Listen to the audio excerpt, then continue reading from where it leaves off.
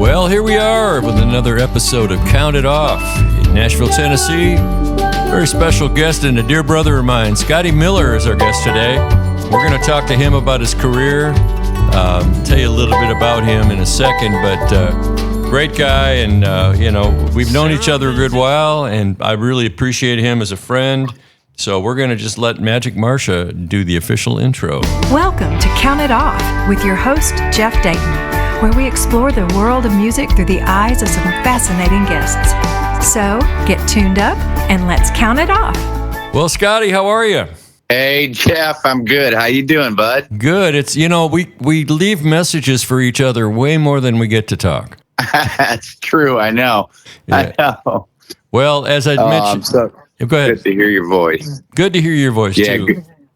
And you've been a busy cat. I know that everybody says, oh, no, yes, Scottie's busy working on his record. Or Scottie's on the road with Ruthie. Or, they're in Europe. They're in Taiwan. I don't know where you guys go. You go everywhere. Yeah, we've been getting around. That's a fact. Yeah, thanks. Last year was a busy year, and this year is off and running again. And just like you said, a new album coming out early spring. So, yeah, a lot on the plate. Mm-hmm. And, man, we hit India and Australia and Canada and all across the country last year with Ruthie Foster. Yeah, let's give people a little backdrop here because we really haven't even introduced you yet. And I want to. Renowned musician Scottie Miller achieved the esteemed honor of being named Artist of the Year from Bluebird Reviews in 23, thanks to his outstanding poetry book and album combination, Carnival Cocoon. His collaboration with blues artist Ruthie Foster led him to grace the red carpet at the 2024 Grammy Awards, where Foster's album Healing Time garnered a nomination for Best Contemporary Blues Album. And since that bio was written, you guys have won another. You actually won the Grammy last year. Tell us about that. Yeah. Ruthie won Best Contemporary Blues Album of the Year at the Grammys last year, which was just thrilling. Man. And for her album Mileage, and so we're just thrilled for her and the whole team. Yeah, gotta be a blast. How long you been playing with her? Yeah, I've been with Ruthie now just over 18 years. Can you believe that? Wow. Yeah. So initially, we met in 2006 for the first time, where we were both on tour with Bo Diddley and friends on a Cami tour. Yeah, I got to play with Bo Diddley. Yeah, I thought you had mentioned that once before. Yeah. Most of the time, I think he was like Chuck Berry. He'd show up and look at the band. He looked at us and said, yes. You look like you can play. I'm going back to the hotel. Yeah, it sounds like Bo. Yeah. Sound check he was the best. Everything. Yeah, and rehearsal. Oh, man. He was the best. Yeah, I remember when we'd get on stage and he'd get the spotlight, all these theaters we'd play and along this 2-month tour, and the spotlight would always be on him, and he'd be like, "Hey, light man, turn that thing off. Why don't you go get a cheeseburger?" He's like, "I don't need the light on me. You can kill that thing and just go out and get yourself a cheeseburger." That's funny. I remember when I was up there with him, he'd be jamming along and he'd just look down, and he'd be laying that down, and then he'd look at me and go, "Play." Yeah, right. Exactly. That was my cue. Yeah. Take it. Oh, yeah. Well, cool. You played in India last year. Let me just dip into that with you for a minute. Tell us about that. Yeah. This was a festival, the Marinda Blues Festival in Mumbai. This was with Ruthie and the band. And we did 2 shows at a weekend-long festival there, which was really beautiful. Robert Randolph was on the bill. Love him. A bunch of other acts, some local acts as well. Some, sort of cultural exchange was going on with workshops and showcases with local musicians. Wow. Showing their sort of immersion into blues and roots music as well. It was an extraordinary experience. The people there were beautiful. The food was insane.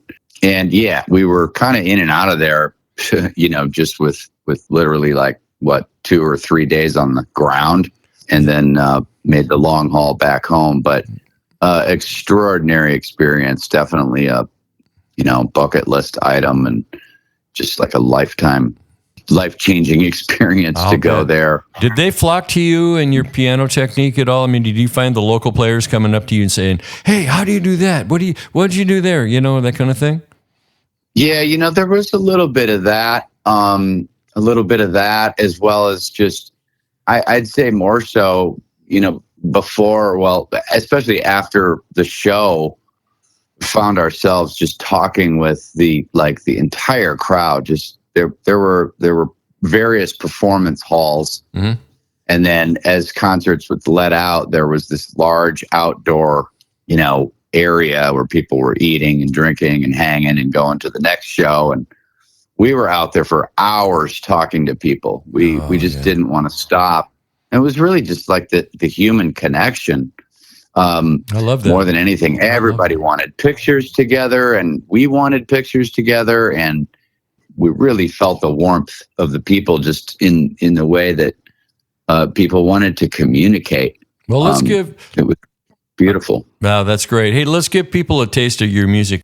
This is one of the tracks from your Carnival Cocoon album. This is called Berklee. Yeah, man.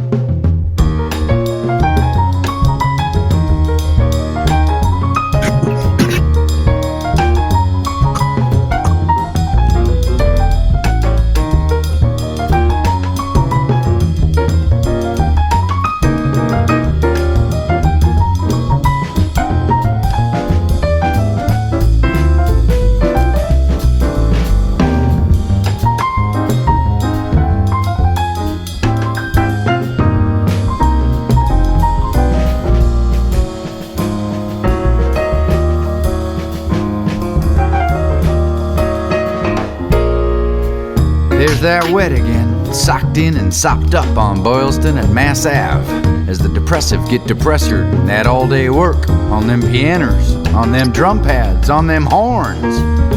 Find me a soundproof room, I'll give you a stab at Donna Lee, a crack at ornithology.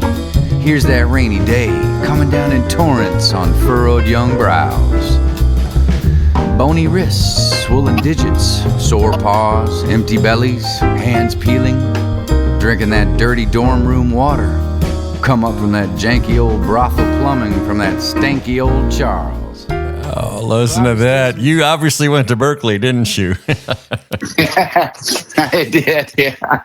Cool, man. That's cool. Well, hands peeling. What a poet, though. I mean, I've listened to you more all the time, but you've got a sense of, I don't even know how to describe it. Maybe somebody else will. If you want to comment on the show, I'm radiojeffro@gmail.com, radiojeffro@gmail.com, and let me know your comments on Scottie and his playing and the poetry, because I don't even know what you would call that precision of imagery. I mean, maybe Tom Waits in there some.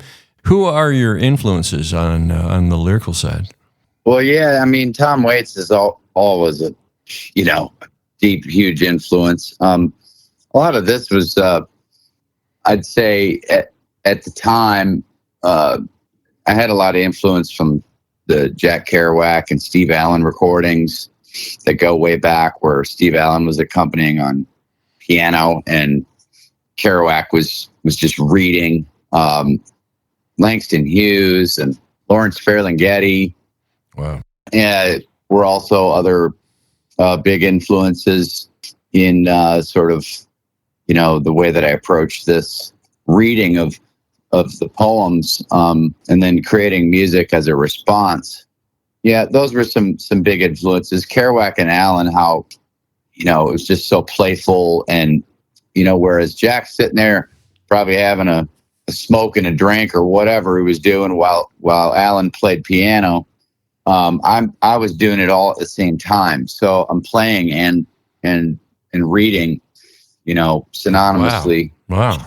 Which is always interesting, challenging, but also interesting to let the piece and let the poem kind of preside over everything, and music would respond naturally. So that was how it kind of came about. I started with just wanting to come up with some sort of a poetry collection book or a zine or chapbook or something to, put out with my my previous, 11, 12 albums.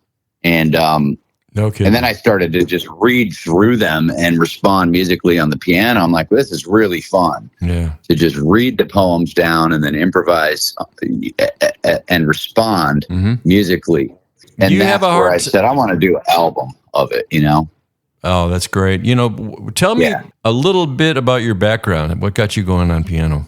I started traditional piano lessons when I was 6. Fortunately, my mother got me into it at a young age, and I never stopped. I took traditional lessons, and shortly thereafter moved into jazz studies down at McPhail in Minneapolis. Yeah. And then as I got into high school, I was also playing trumpet, and then I went to playing tuba and sousaphone.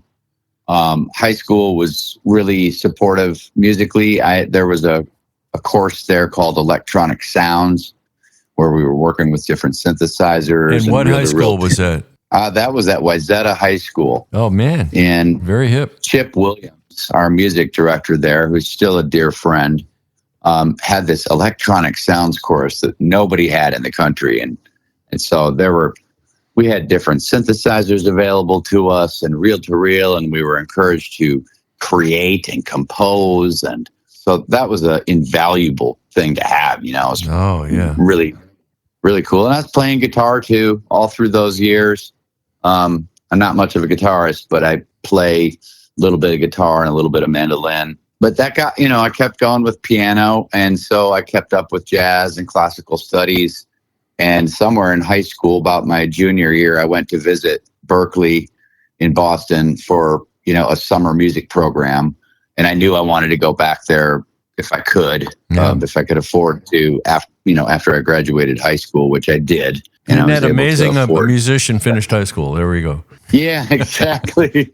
Yeah. I didn't finish Berklee. I put a year in there, but it was one of the best years of my life. Yeah. And I owe it to my teacher there, Craig Najar, who I'm also still in touch with, who, my private piano instructor there knew I couldn't afford to come back after a year. So he pushed me through 4 years of proficiency requirements in the 1 year. Wow. And so he worked me really hard, which I completely appreciate. Yeah. As life goes on. Well, the title Berklee is a bit of a tip-off, but also the fact that there is definitely a little bit of salt and pepper from Miles Davis, So What, in that tune, as you know. Yeah, right. It's sort of like, okay, this is familiar. The real book lives. Yeah. Well, right. I love having these different people on here. I mean, there's another great pair of jazz guys who have been on here. I don't know if you know Taylor Roberts down in Jacksonville.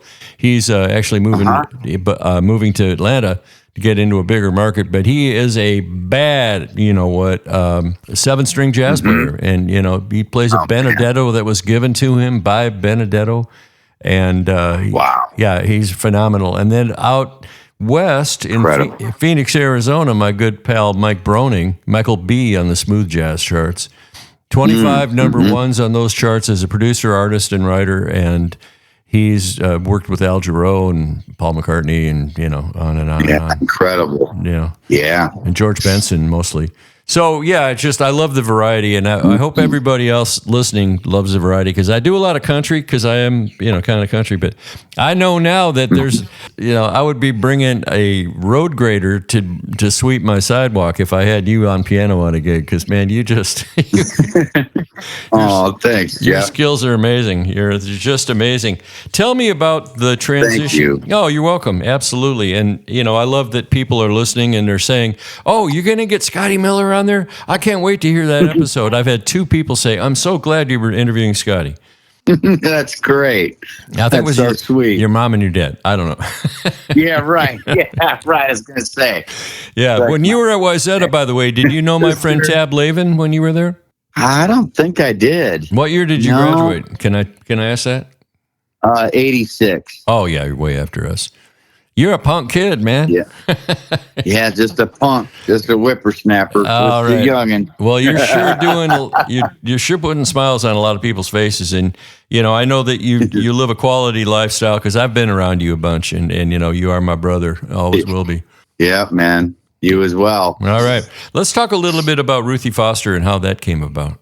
I know you met her in 2006, but when did you guys really decide that this was it for each other? Yeah, it started with that meeting with Bo Diddley in 2006. And then on that tour, she asked me, I don't come up to Minneapolis and play too often. What would be a good venue? And I had mentioned a couple, and I mentioned the Dakota.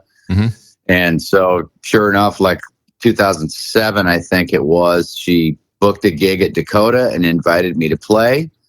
And so I, of course, learned her entire repertoire, showed up and played a couple nights with her. And after that, she then asked me to join the band on a more permanent basis within the next year, where I think our first tour was Waterfront Fest in Portland, Oregon. And then we flew to Nice, France to play a festival, and then back and played Portland, Maine. And so that was my induction into touring with Ruthie, as we're a flying band. So sometimes it's like that. That was a little bit across the world there, but that's where it really kicked off and hasn't stopped since. And so that's gone on now since, 2008, first tour, I believe, the first, official tour. Obviously we're dear friends. We're like family. So we've collaborated together. You mentioned going to the Grammys with her in 2024. We collaborated on her album Healing Time, where she brought the whole band together in not only, performing on the record, but writing and co-writing songs together. So the title track of that album, Healing Time, is a song I presented, which then Ruthie and our guitarist Haddon Sayers, who's amazing, as well as local singer-songwriter Izzy Cruz, and the four of us finished co-writing that song together. And then I co-wrote a couple other tunes on that same album with Ruthie, and she was kind enough to invite me as her guest on the Grammy visit there. Very cool. We continue on and collaborative efforts and co-writing when we can, and just supporting each other every way we can. And we just did our first two shows of the year, just kicked off the last 2 weekends. There's Livermore, California with the Blind Boys of Alabama, who we've written for before as well. And then just last weekend down in Florida with Robert Cray, supporting Robert Cray. Oh, dude. And they're an amazing band. So did you get to hang with him at all? Not that night. No, We've kind of run in circles on festivals where we're playing before or after, but not really any hang time with Robert. Yeah. I saw him in Chicago at the House of Blues one night, and I had a friend with me, and we were just checking out stuff to do. And man, he was so cool. I was inspired to write a song for him. They said it was on hold with him, but I guess I don't know. Anyhow, or maybe they cut it and never told me. Yeah, right. Right. You might not know. Well, I'm going to play another one of your tunes here, and this is a fascinating song for me. I love this thing. It's called New York. Okay. Oh, yeah, we're there. There on the street lies a gum spat out by every New Yorker and tourist along the sidewalk of every corner of every street and avenue. Dried like some spotted Dalmatian in patterns of polka dots. Sorry, sots. There in the air, just under your nose, drifts the smell of a million hot dogs. Dumpsters, cardboard, dead rat, delicious Thai food, arid coffee bistro, marinara red sauce, pasta, tacos. New York.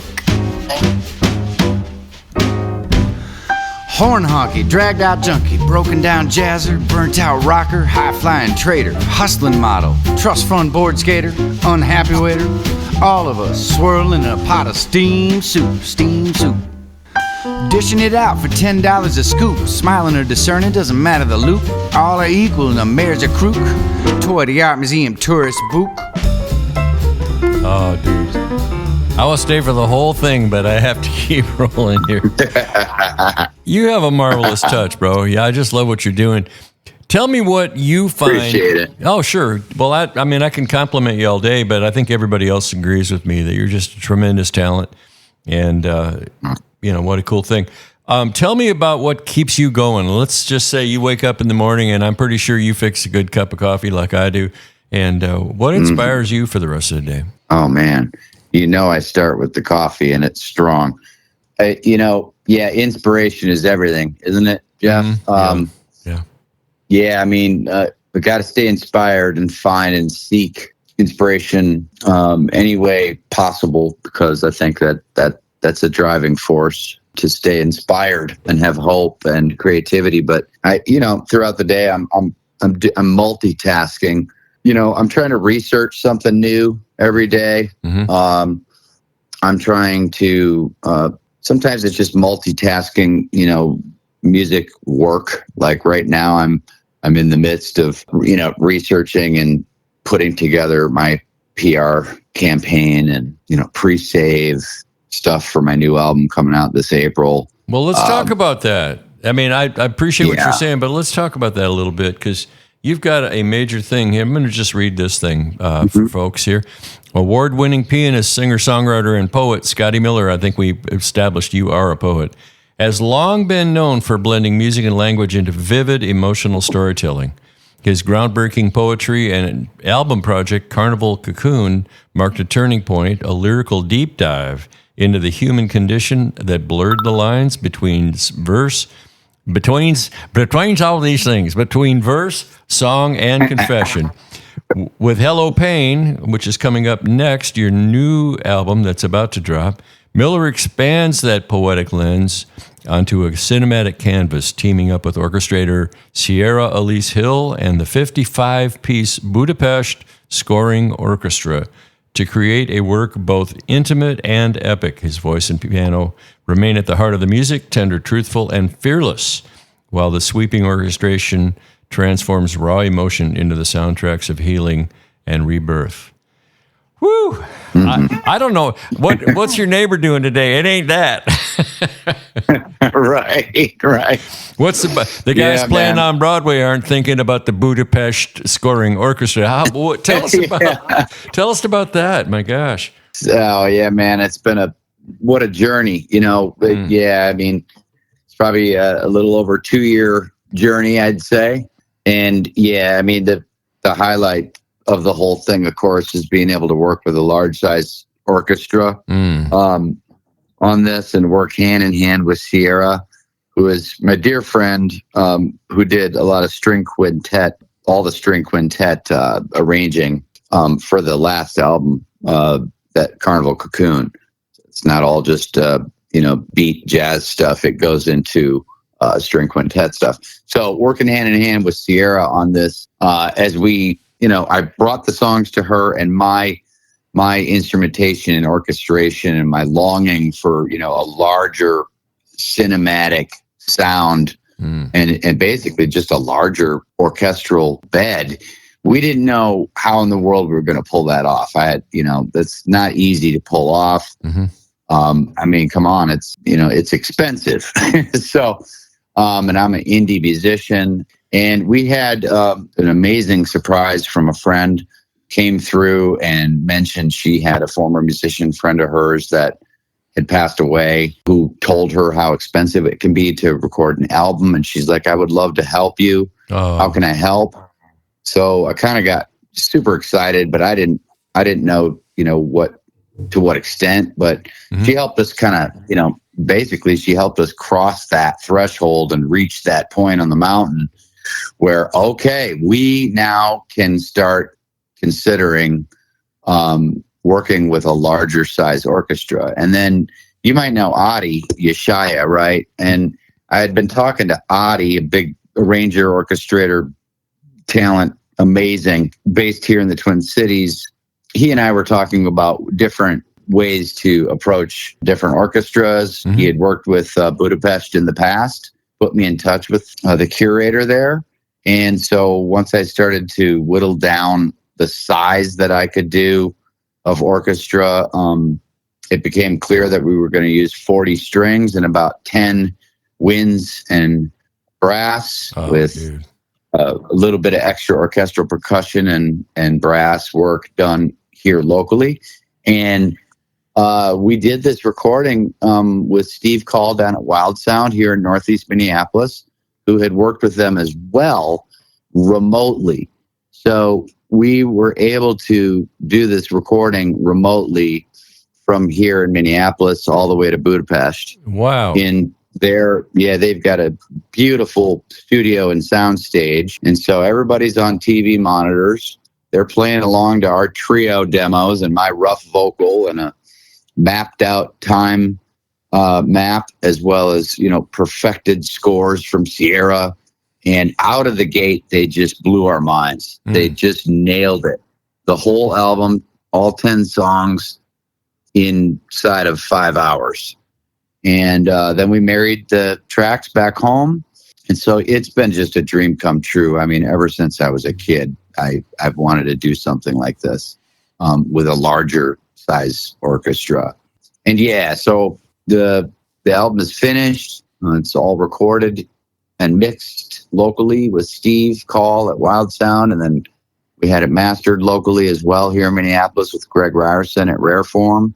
I'm just about to send it off for manufacturing for both CD and vinyl. Wow. And it's been an incredible experience. Man, I wish you well with that, because everybody that's got a box or 2 or 3 of their old CDs, as I do, knows that sometimes it's tough. It's a whole different landscape out there that way. Yeah. And I'm glad you're doing vinyl, though, because there's a lot of there are a lot of listeners who dig vinyl a lot. My daughter's one. I know that Russ Paul, another local guy who's done so well down here in Nashville, and he did an album strictly on vinyl. Yeah, I asked my manufacturer, what are people doing today? Are they still tempted to do more vinyl than CDs, as far as pressing? And I don't know. I think I see both. People are interested in both still. A lot of people have been so supportive on live shows where, in touring and stuff and at shows where they want to support you, and they may buy a vinyl or a CD to support you, but then perhaps go home and listen on their preferred platform, digitally. Yeah. And people can always stream it later, right? Yeah. So I think that it's just beneficial to have it available in every format that you can possibly. And these days, my gosh, you mentioned being an indie artist, as so many of us are these days, and it frees us from the problems that happen with big corporations controlling and owning everything about us. And not that I've lived through that, but I've talked with many of the guests on the show who have mentioned that. And, it's the plight of the indie is as precarious as it's been in my history, which is a minute. But when you were talking about people at shows and stuff, there are some people that will come up and take a CD, and I've looked down there and there's a $100 bill in the tip jar. So, that's the kindness that they show us for the work that we do, and the appreciation that represents is tremendous. It's really affirming. So I know you're going to do well on that kind of. You are an unusual guy, because everybody I've talked to has a little thing. They have their. I'm not talking about a side hustle, but just the focus of what they do. And there is something about, I'm going to say this with some pride, that Minneapolis or Minnesota musicians are an exceptionally creative, inventive lot. I mean, my God, you remind me a lot of Tommy Barbarella, who has been on the show. And Tommy's work has been phenomenal in scoring and doing other things besides his years with Prince and the NPG. And you're like that. Yeah. Oh, thank you. That's a high compliment. And there is a ton of creativity here, and Tommy is a force. And he's got great hair. He's got great hair. The last time I saw him, I said, "You look like the second runner-up in the Scottie Miller lookalike contest. You guys got great hair." Right. I remember when we were much, much younger. I mean, even before he got into NPG, and you go down to Guitar Center, and that'd be Tommy. Both of us were always in there trying out all the different new keyboards and synths that were coming out. He'd be on one side, and I'd be in the other. And that's great. We would run into each other a lot at different music stores and New Capay, and and I'll never forget that. And he's a huge inspiration to me, and I've been sharing the new album project with him during its creation here. to get some of his feedback too. So, all right. Well, hey, let's play a little bit more of you again. This is A Better Way to Cope. This is our guest, Scottie Miller, and his album, Carnival Cocoon.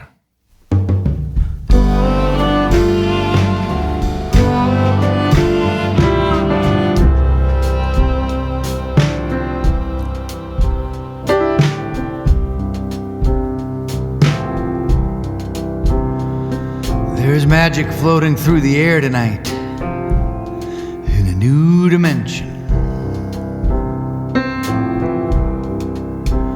Allows a gleaming light to shine, and it smells of less contention.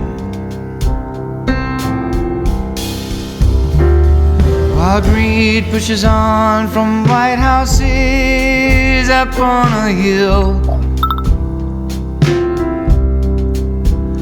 another show of muscle, while Jenny swallows down another pill. Well, I'm just trying to stay above the fray with the gears out of my pot.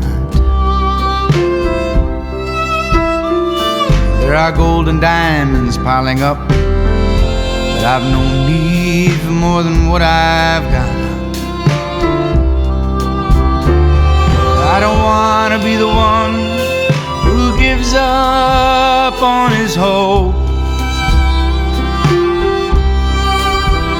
If you can tell me how you do it, maybe I can find a better way to cope.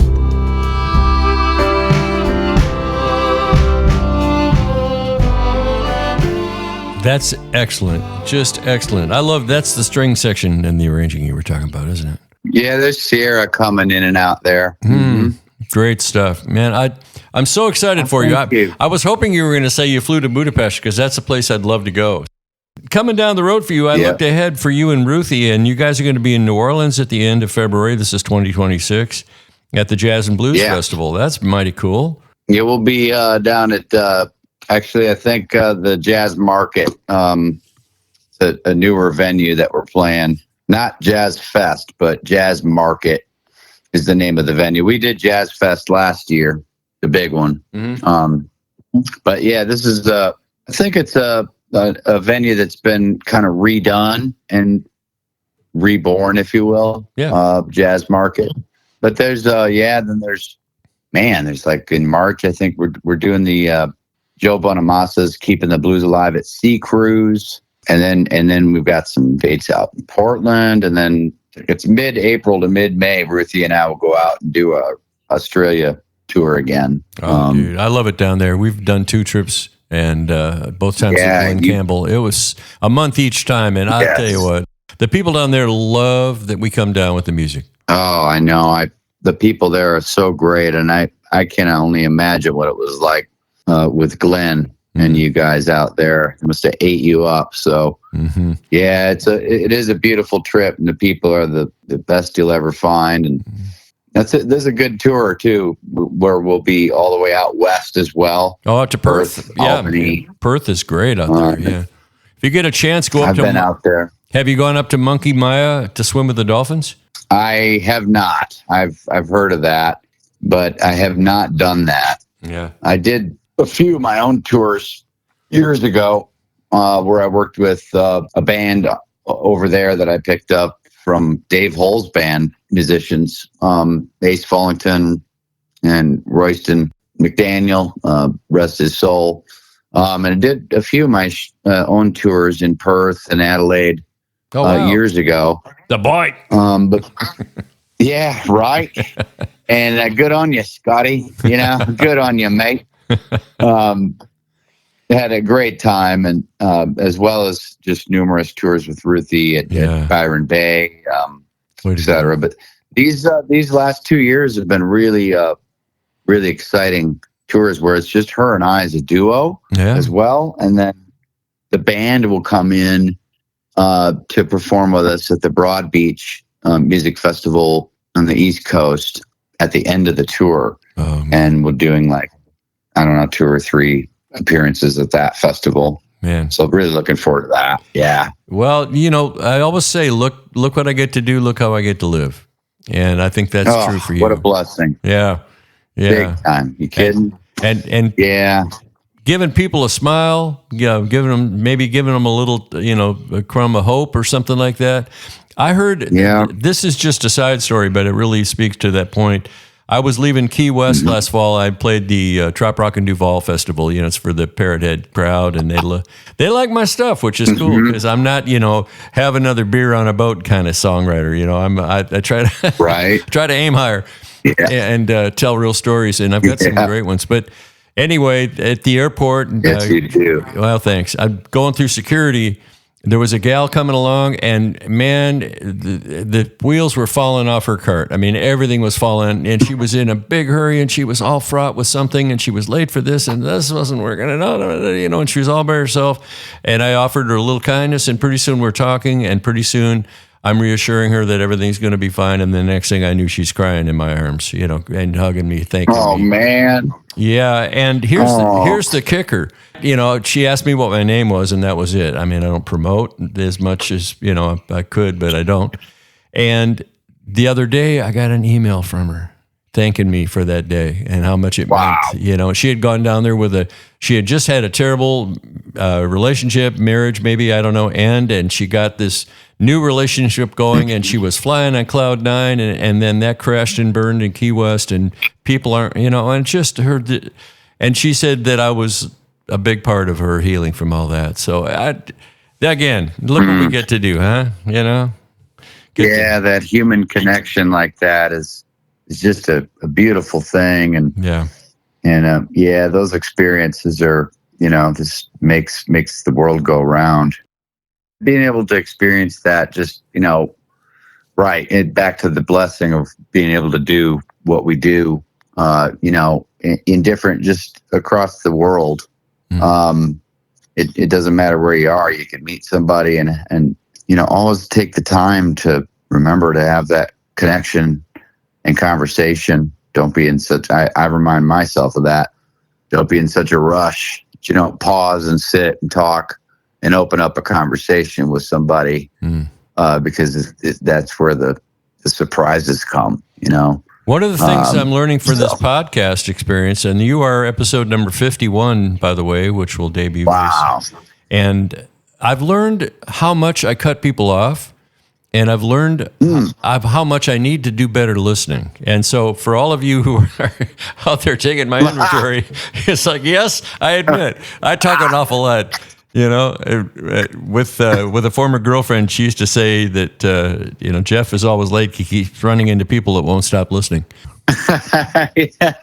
No, I think you do a great job, man. Oh, and thanks. And keep the good conversation rolling. So no, this has been great. Well, I'm grateful to be a part of the show and grateful to talk to a dear friend who I have so much respect for you. And I know I caught your show, was it last year at the 318 Cafe up here? Yeah, that was so great to see you walking in the back there. I was like, oh, this is the best. Man, it was just great.